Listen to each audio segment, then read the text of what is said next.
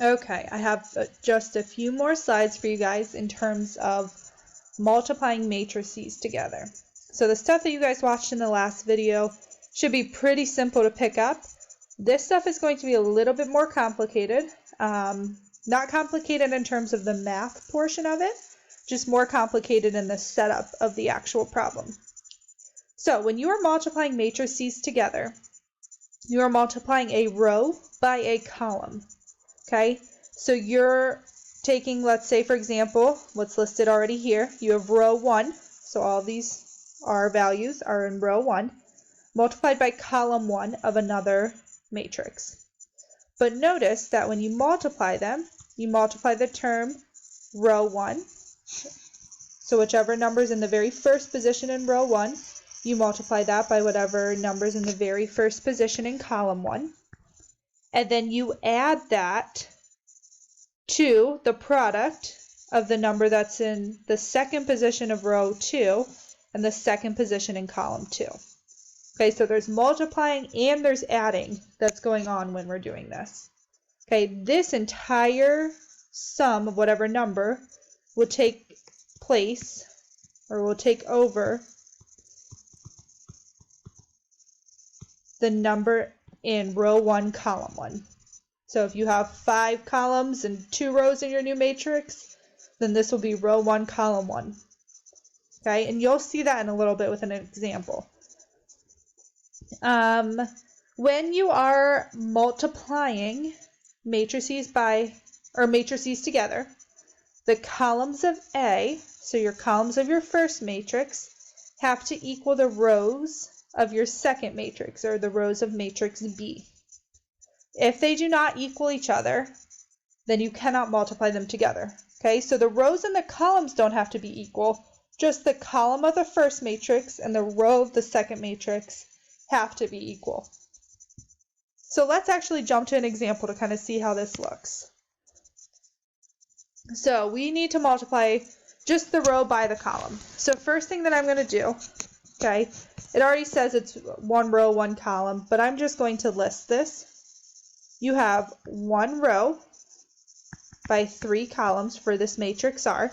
For your second matrix of C, you have 3 columns by 1 row. Okay, and what our previous rules said, okay, down here at the bottom, columns of A must equal the rows of B. Columns of A, or columns of your first one, have to equal the rows of your second one.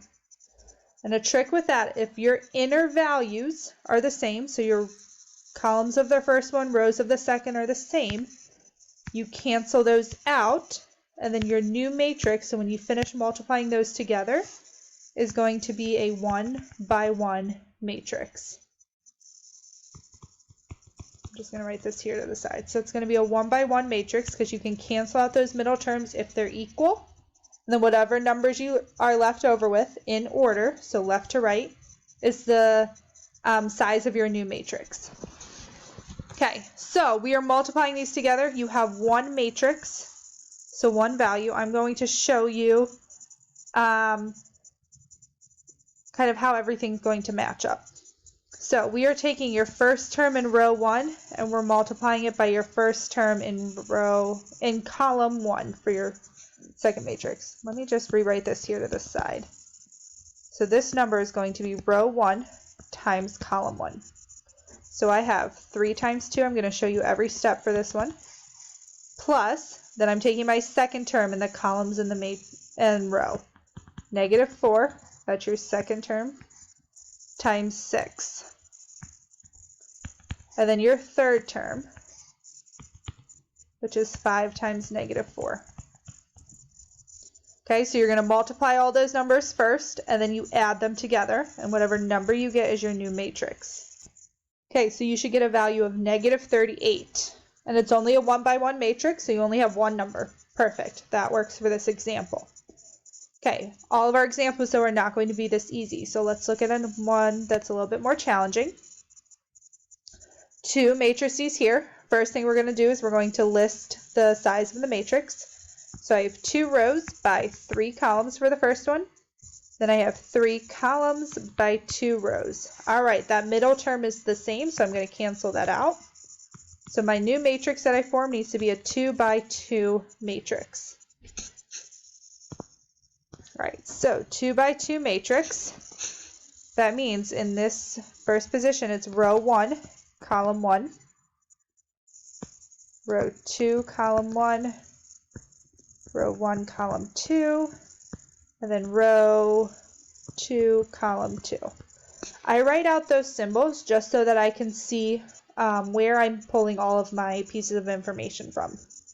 Okay, so the rows is going with the very first matrix, and then your column is going with the very second matrix. So I'm going to actually list all the little steps like we did in the previous example, just so that you can kind of see where we're getting these new numbers from. So row 1, I'm going to start with my first term in row 1, 3. Multiply it by my first term in column 1 for my second matrix, 2. Then the second term in the row and the column, 1 for your first matrix, ends up being 1 for your second matrix as well. Then I have 2 for my third term and 3 for my for my column in my second matrix. All right, then I'm jumping down to row 2, column 1. So I have negative 1, 2, 1, 1, 0, 3. Notice that because I wrote this in order, the first number when I'm multiplying is my row from matrix A. My second number is the number from the column in matrix B. That because the column value is the same right here, that means every number in that parenthesis has to be the same as you go down, down your row. All right, let's keep going. So now we're doing row 1 again. So I have 3 times column 2 of matrix B. Okay, remember, rows are going across and columns are going up and down.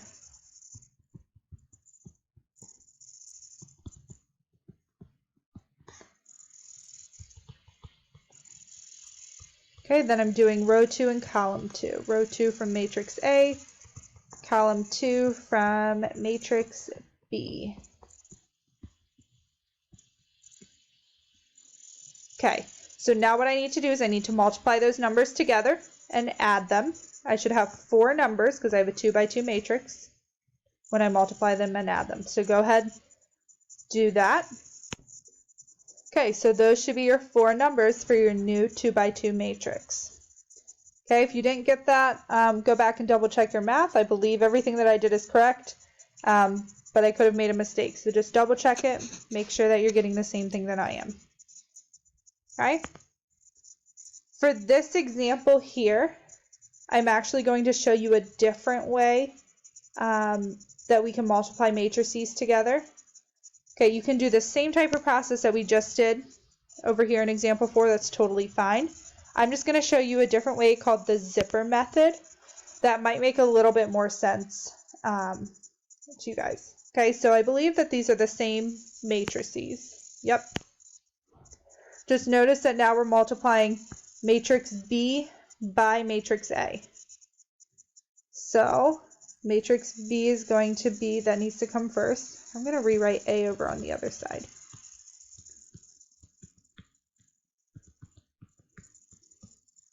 Okay, so let's label. I have 3 rows by 2 columns, and then I have 2 rows by 3 columns.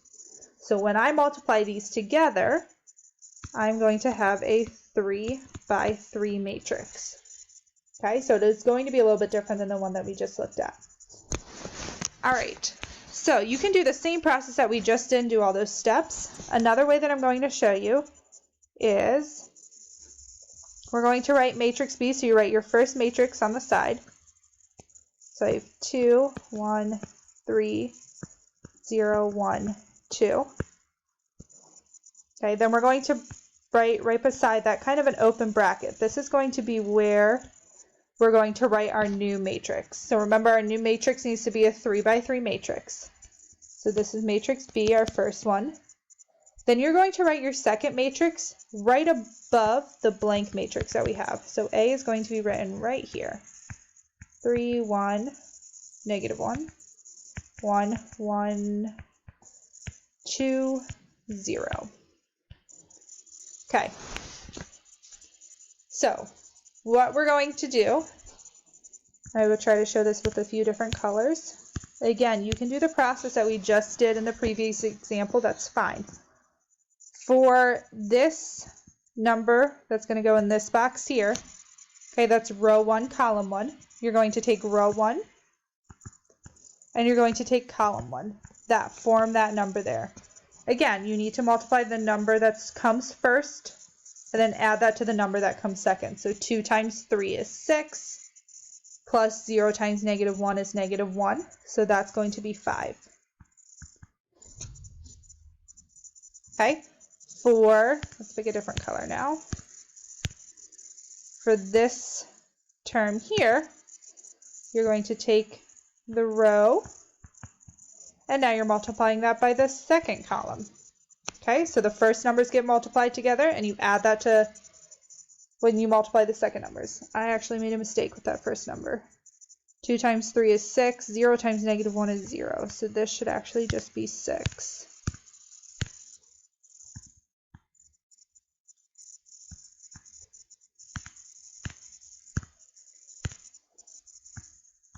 All right, that second box now.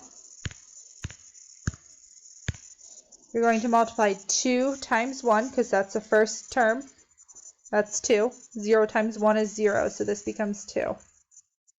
Okay, and so on. So for the next box, same thing, row 1, but now we're multiplying it by this third column here. 2 times 2 is 4.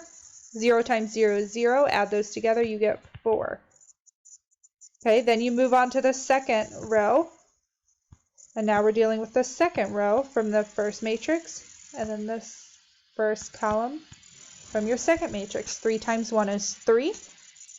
1 times -1 is -1. 3 plus -1 is 2. Okay, so I'm going to keep going ahead and fill in the rest of these numbers. If you like this method, use this method when you're multiplying them. If you like the one that we did for example 4, then stick with that method as well. That's fine. Some of you might have to list out all the steps, and that's totally okay. All right, so the next one should be 2, then 2 again,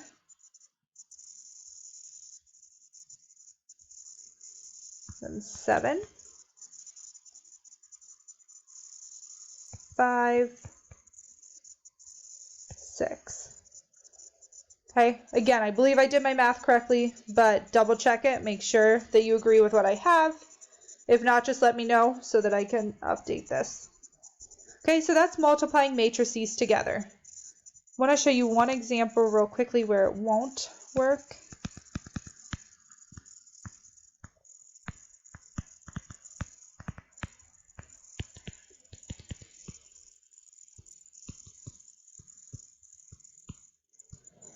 Okay, so matrix A is a 2 by 2 matrix. Matrix B is a 3 by 1 matrix. You cannot multiply these together because your middle terms here do not match up. Okay, so there's just an example. I would always list the size of the matrix before you do the multiplication. Okay, here's just some extra information if you want. We are not going to spend a ton of time with the inverse of matrices. But if you're interested in this topic and just kind of want to dive a little deeper into it, here's a little bit more information. You can look up some more resources or email me about that as well. Okay, inverse, there's the idea of a multiplicative inverse, and that just means that when you multiply a number by its inverse, you should get 1.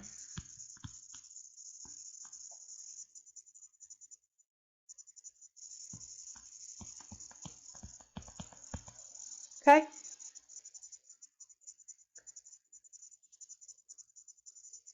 All right. You guys will get a Google form quiz later on this week. I'll probably post that Thursday or Friday. If you have questions, there will be one Google Hangout session on Thursday. You can log on to that.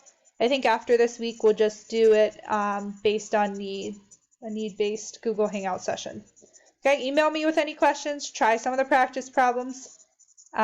Do various ones with adding and subtracting and multiplying. Okay, don't skip over the multiplying ones.